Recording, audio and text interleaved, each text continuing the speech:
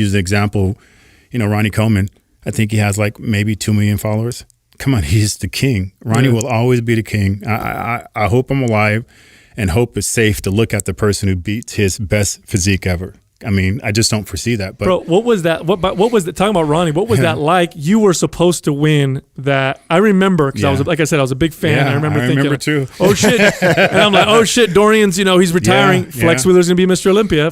Out of nowhere, because Ronnie, I think before that was like 10th or something. Yeah, like that. like he was like seventh place. Yeah. Then comes Ronnie, and he looked like a completely different person. Yeah. And he wins. What was that like to see that change, and then not win that?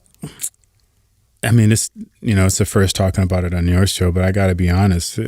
We knew it was going to happen. I mean, the year before that, me and Ronnie have always been super close. You just some guys you just meet immediately. You guys just hit it off. Yeah. Some guys you just know, I ain't going to never like you, and I don't care, and I want you to know it. It's just, I don't know why. It is what it is. Yeah. So me and Ronnie had always been very great friends. Traveling all over the world and this, that, and the other, competing. And, it's been talked about and he's acknowledged to it. He finally came to me. He was like, man, look, I'm tired of getting my ass whooped. What you doing? Because Ronnie was always natural. That's one thing a lot of people didn't know. Ronnie turned pro and competed as a pro naturally for a long time. You know what? I used to read that, and that was so hard to believe. That's fucking true. It's true. I have heard that too. It's true. You know what happens when you take a guy like that and then fucking put him on some gear? Hence back to what I said before, putting in the hard work before you go there. Wow. So same thing with Kai Green. I know Kai Green very well. He was natural for a long time competing until, whatever. So Ronnie came to me and I'm like, okay, because I learned from people. So I never been effed up like, damn, I ain't going to tell him he might beat me one day. So we sat down and I laid the whole game work down. And next year he started doing well. I remember he actually beat me in the first competition ever. And we're over in Canada and he beat me. And I'm like,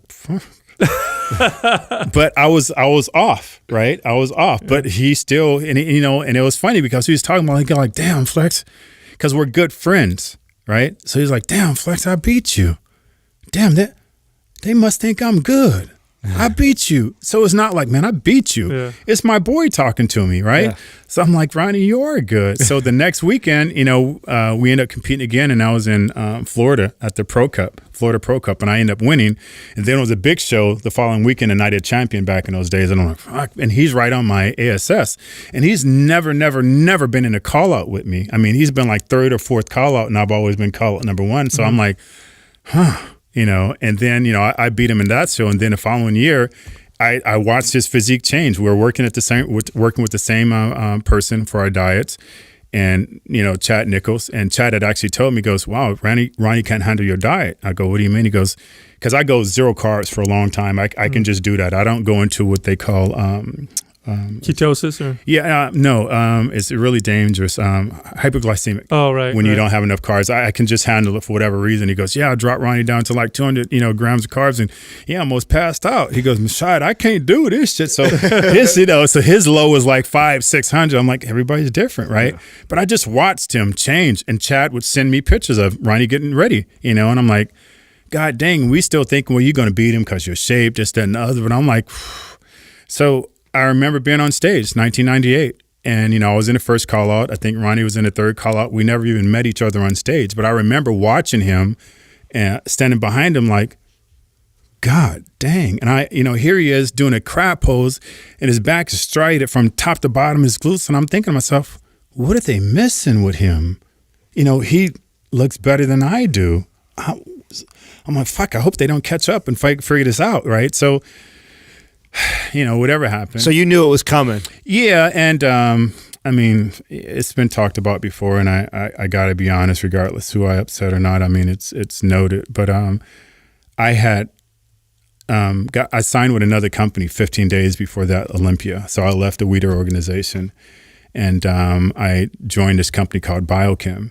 And me and Ronnie took a ride back. We took a ride back because we had to do our little pictures after the prejudge, and we took a ride back. He's like, "Wow, man, Joe Weider, sat down and talked to me." And I'm like, "Cool, man, big deal." He goes, "Flex, I've been a pro longer than you. Joe Weider, I never even said my name."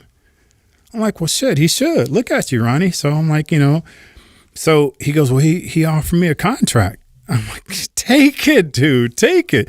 So we actually end up taking a taxi back to to the final show.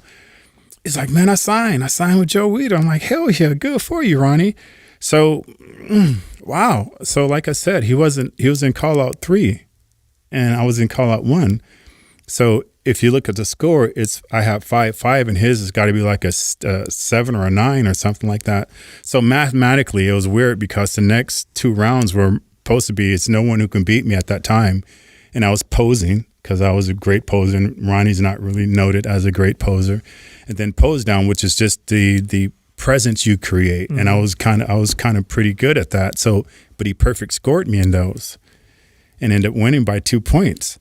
And I was like, wow. So just after he signed the contract. Yeah. So that was interesting. Well, that would have been a great example of that politics shit I was talking to you about. But I tell you what though, you lost to I mean, and then you went on to win and dominate. So I wasn't mad at that, and I knew I effed off that show. I knew I'd do it. I knew I could look better. I mean, I used to dress in great Michael Jordan, training gear so that I can go to the strip club right after training hard, so I could still look decent. I wasn't there. I had that mentality that I could never be number 1. Hey, listen, if you show up at the Arnold or the Ironman or anything else, I'm going to hand you your ass. But dude, I was just had a mental block about the Olympia. I just never perceived. I didn't accept myself as number 1. So he won that show and he deserved to. The next year I came in actually 15 pounds heavier. That's pretty hard to do when you're in your prime, to come in 15 pounds heavier and in better shape.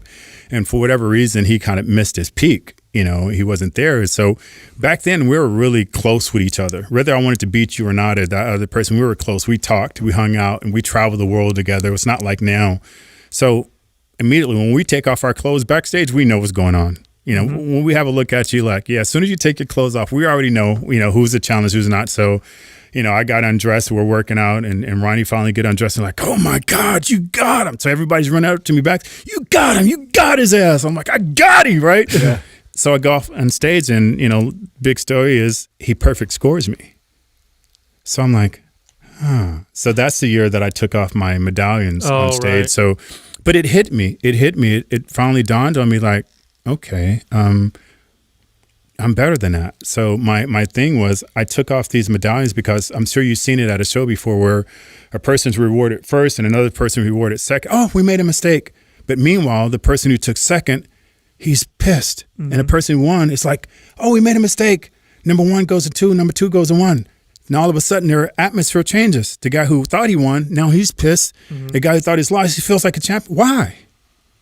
Because the medallion, because of what they put around your neck, because of what they said. Right. So it all came to me right then. I'm like, I'm not number 2. This represents number 2. I'm not number 2. I'm number 1. You're not going to make me feel like I'm number 2. So that's all it was. And then I went to Ronnie and everybody's like, what did you say to him when you kneeled down? I'm like, man, I love you. Congratulations. And I jokingly said, I'm not going to be at your after party, right? Because why? Why would I go? I'm pissed. I'm hurt. Why would I go and my best friend just won a Mr. Olympia and I'm going to go there and sulk and look around and make him feel uncomfortable? Sure. Right. Take your ass home. Yeah. So I went back to the hotel with my people and we ate pizza, so I can be myself. So, but I just realized that. But it helped me because if he would have won by 1 point or 2 points again, I'm like, I can chase that down. I can go harder. But by him winning by a perfect score, I'm like, okay, he's out of reach now. It's just, it is what it is. So what my job is now is to hold everybody off of second place instead of chasing it. So, just reality came to me.